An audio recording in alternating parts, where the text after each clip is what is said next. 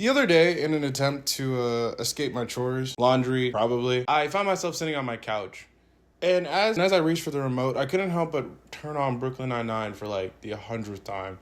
And as I was sitting there watching it, I thought to myself, I really need to watch different type of shows. And I also kind of need to take out the trash. And also, I haven't hit on my friend in a while. But then I really thought about, man, what exactly is a comfort show? I don't have feelings for Amy anymore, so time for me to get out there and spread my legs. Get out there and spread my legs? Don't talk to me, I'm worth it. Hello. Welcome back. I really hope I put a title sequence in. And I really hope it was cool. Definition of a comfort show. So, as defined by Google and the internet, because I looked it up for like 5 minutes, a TV show that a person repeatedly watches and feels a sense of ease, relaxation, and positive emotions, often because it's familiar, nostalgic, or provides a predictable escape from daily stresses, essentially acting as a source of emotional comfort.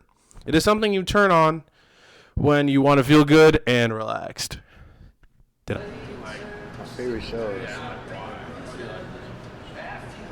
Alright, so growing up, I had a bunch of favorite shows. I won't even hold you. I was rotating like 3 to 4 shows every single day I would try to catch. But you know, back in my early years, Dragon Ball, especially Naruto, I rewatched Naruto like 4 times, and Dragon Ball I rewatched maybe 3-4 times as well. But like you said, I related to Naruto in such a huge aspect because it's just growing up, I didn't really have anybody to hang out with, I didn't have any friends, and seeing Naruto grow up with the same sort of thing was often really cool, and especially when he got a friend, he cherished it, and that's what made the show really likable and rewatchable because I go through those same trials that Naruto had. Dragon Ball was just like being more adventurous, always seeing the good in things. That was something that I want to believe at a young aspect, to where like I really want to believe in people despite of what they did in the past or how they did things, what they used to do. So just Goku going around like, oh, okay, you did that, that's cool. Yeah, we can be friends still. Like with Vegeta, exactly. Vegeta, everybody, Piccolo, Yamcha, all those people, you know. These shows often have characteristics that make them rewatchable. The definition of rewatchable, I told you there's going to be a lot of these, I'm just telling you right now. The definition of rewatchable is to watch again. Ha. Yeah. Because it's nice, and as a watcher, you're able to see and know what happens next. And we often go back to a show or a movie that we've seen 1,000 times prior for this very fact. Another way it adds is the problem always gets solved. I can see that more with Community. Yeah. That was one of my comfort shows. There's very much like a sense of just like, there's an issue, they have to find a way to like, whatever, get around it, and then if everyone just like learns some sort of lesson at the end. But it's not like super like, it's not boring in a sense when they do it for Community. With Motor City, it was like, there was always going to be some type of action, but it was always different in every episode. So that's why I liked it. Up a little bit? Yeah. Yeah, Okay. But yeah, it was different every episode, so I really liked it. Again, it was very action-packed, and like the scenes where they're fighting are so cool. Yeah, it was like double-bladed sword. Yes, I love that. There's an episode specifically, I'll put it up somewhere, where BoJack is talking to Sarah Lynn. I think it's like episode 3. Well, where BoJack is talking to Sarah Lynn, and they're at the sunset after she's like had a whole issue. She's like a child star. She's into drugs and all that junk. Yada yada yada. She goes up to BoJack and she's like, "Hey, I need help." So when the day is about to end, they're like up at the sunset, right, and they're watching it. And BoJack is like, "Hey, here's this thing that I want. That means a lot to me. You can have it." All right, and then, hey, go out and be a better person for the world and everyone because we all care so deeply about you, right? That type of deal. And she closes his eyes and she closes her eyes and everything's fine and dandy, right? See, in most sitcoms, that is what happens. By the end of an episode, everything's figured out. What up?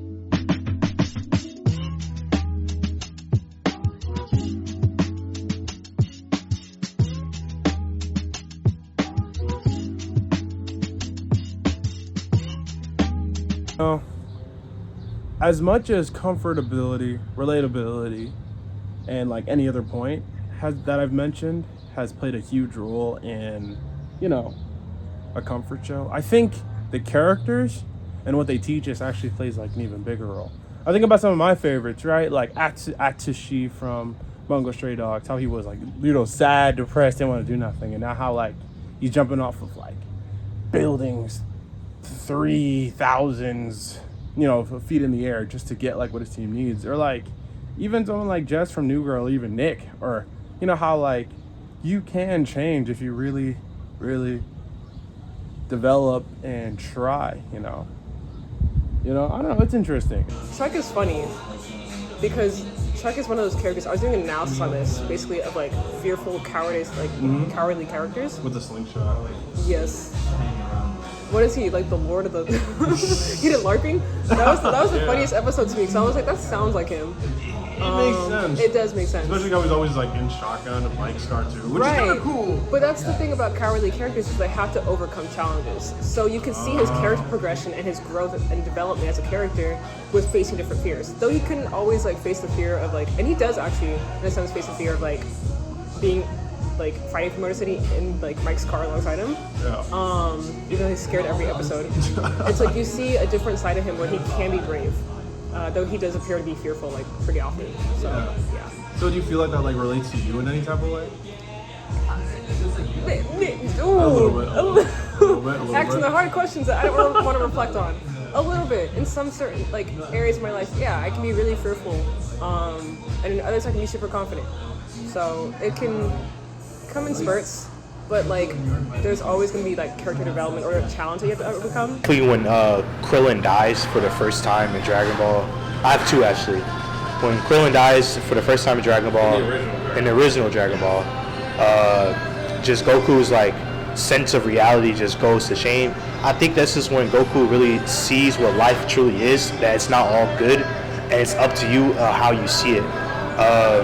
When Krillin died, it really crushed him because he honestly didn't believe it when you go back at it. And it even shows in that scene for like 1 minute, he's just trying to wake him up. Krillin, stop playing around. Come on, man. That was so sad. And, you know, he's a kid, but he's a pure-hearted kid. And, you know, all the other characters are like, Goku's dead. And he just didn't know how to take it. He felt anger, he felt sadness, he just felt so many emotions, but he knew what he wanted to do, and that was to get him back to life. Obviously, Dragon Ball doesn't treat death that important because of the Dragon Balls, but it's just before anything, we saw that as, you know, he's dead. You know, Dragon Balls are really hard to find right now. He's dead. There's not much you can do. And how, I guess, did you relate? I related to it. Basically, I think it can come when you're trying to look at the world in such an optimistic view. I guess you could say you can't go towards being delusional or being naive, and I think that's where I related to Goku that much, because he didn't let that experience change his worldview. He saw it as the world can be cruel, but it's up to me to how I take it and view the world. And that's what you would think is like a marking point for you as well. Yes. So, you know, the world is cruel, and a lot of us go through a lot of things. We all struggle, we all go through heartaches, we all go through heartbreaks, anger, sadness, but ultimately it's how you make it out for those moments, and that's how Goku saw it. You know, he saw Krillin's death as a moment to get stronger and actually pay attention to his friends, you know, how they're doing and stuff. It's similar to your world. Yeah, it's really similar. And it's kind of like that in Naruto. For Naruto, the point I relate to the most was definitely like just pain. Pain's articulation with just revenge. The world with no pain. Revenge, avenging people. Pain hit me hard. My second watch, Pain hit me so hard, I really had to think about my whole life. Pain, when he would talk about, I think Naruto started off with, you killed so many people I loved. And then he said, if you kill me, what about the people that I love? What about those people? You care about them? How would you truly feel about someone that you took in life from? and then those people that loved them came after you. And I think Naruto was talking about Jiraiya, but still, it was a very valid point. It caused me to think like, I can't just, like, revenge is such an easy answer for things that go wrong in your life, or especially just like hatred. And what Pain was trying to say was, you know, especially living in the hood, Pain was trying to say like, dude, you're gonna cause a endless cycle of just hatred, endless cycle of fight, endless cycle of pain. That was something he wanted to end. So The cameras were here. Cheers. All right, well, thank you. I appreciate it. You know, please don't sue me for using your likeness. I won't. I guess that's all the questions I had, but appreciate you. yeah, You can sign off. beautiful. Okay, so this video took me a lot longer to, you know, fully edit and make than I think I intended. And I think a lot of that was just because I was trying to fit into a structure that wasn't really natural.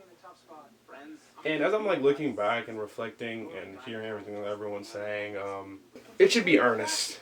You know, it should be as good and as pure as it could be. Because that's like a big part of comfort shows, is that they feel real and earnest. And they feel like they say and do what they mean. You know, it's not artificial. It's not some type of concocted mess of just retention. It can be, because it has to be entertainment, but it's more of just like, this is an honest story, and we're trying to tell you about X, Y, or Z. And I want that to be like this. You know, I want this to be like that, rather, you know. Because some of my favorite shows, movies, and whatever, one thing that they all have in common, rather, is that they're earnest and that they feel at least real and in that way. So, thank you for watching it this far. To wrap it back around to comfort shows, I learned from Julius Pepperwood, aka Nick, that the only thing you can do is try. And try. Because that's the only way anything's ever going to happen. You know, it didn't start out necessarily amazing, but it got there eventually. You know, first started, it got there eventually. So, thank you guys again. I'm really going to try to make more of these things, so stay tuned. See ya.